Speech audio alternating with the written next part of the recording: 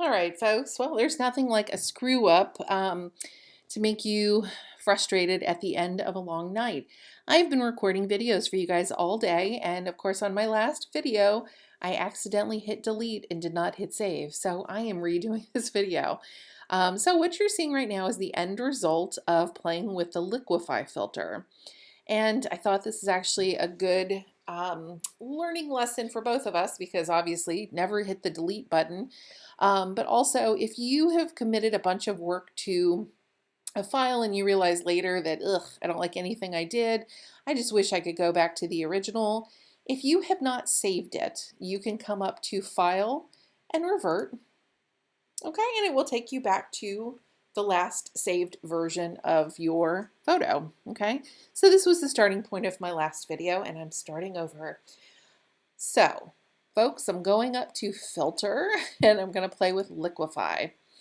And Liquify is hands down one of the most popular tools that I teach. This is the tool that all of the professional photo editors use to make people look better. It's something that's used to make women look thinner, bring in their waists, bring out their hips, whatever needs to happen to meet today's beauty standards. On men, it can be used to bulk up muscle, make chests look larger, whatever floats your boat, whatever needs to happen. Okay. So for this exercise, I don't like to use men and women's bodies. I don't want to sort of contribute to body dysmorphia, but I will play with a little baby. Okay.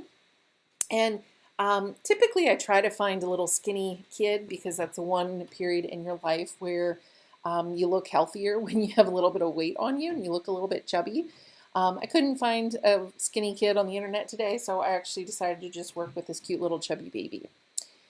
So, how do you use this tool? Okay, now that I'm in here, you're going to see that this is actually a really deep area of Photoshop, and it's one of the reasons that photo editors get paid a lot of money. You'll see a whole series of tools here, lots of gizmos and gadgets. Okay, I'm just going to focus on the first tool, which is your forward warp tool. It's, I think, the handiest. It's one of the biggest go-to. It's going to satisfy a lot of the things that you want to do. And you're going to notice that I've got this big circular cursor. It's a brush, okay? It's really large right now, and you'll see that you can bring that down and you can make it super, super large. So large that you can't see it right now because it's extending beyond the border of the picture. What I want to do first is just to illustrate that it's almost always best to work with a really large brush because you'll see here as I'm dragging her face in to reduce some of her chub a little bit, I'm getting this sort of scallopy effect, and that's not realistic. It's not cute. It looks janky, so don't do it.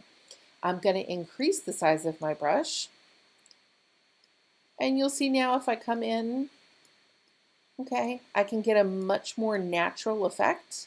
I can work more gradually, okay, and work on a larger area at once.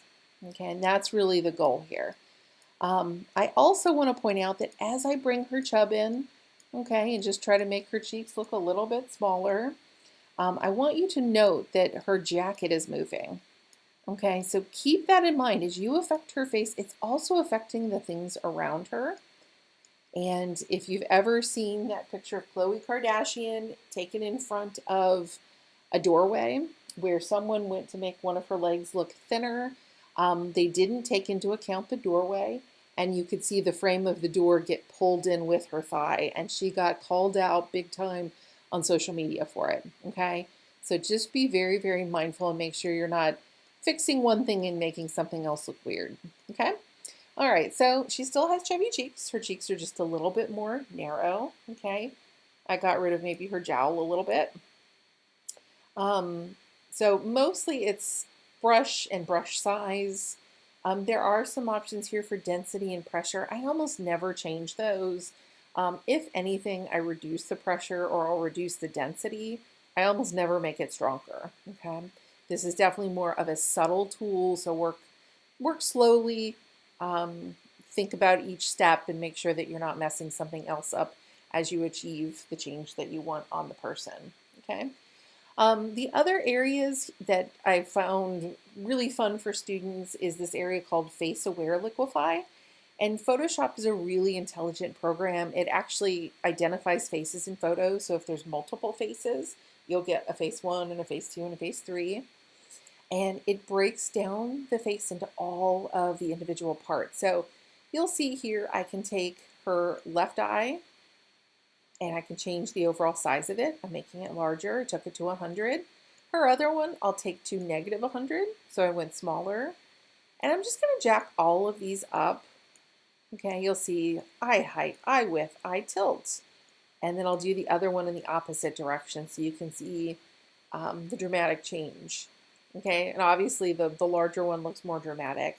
You can also change eye distance, so I can make them look farther apart or bring them closer together. Okay, lots of other stuff. Nose height on her face moves up and down. Nose width. Okay, her smile, I can make her look like she is smiling when she wasn't. Okay, even though her lips are almost kind of puckered, I can make her upper lip look bigger. Her lower lip doesn't work quite as well because it's sort of tucked in. Okay, mouth width, I can increase that smile a little bit. Okay, forehead, jawline, face width, chin height. Okay, so again, lots and lots of options here.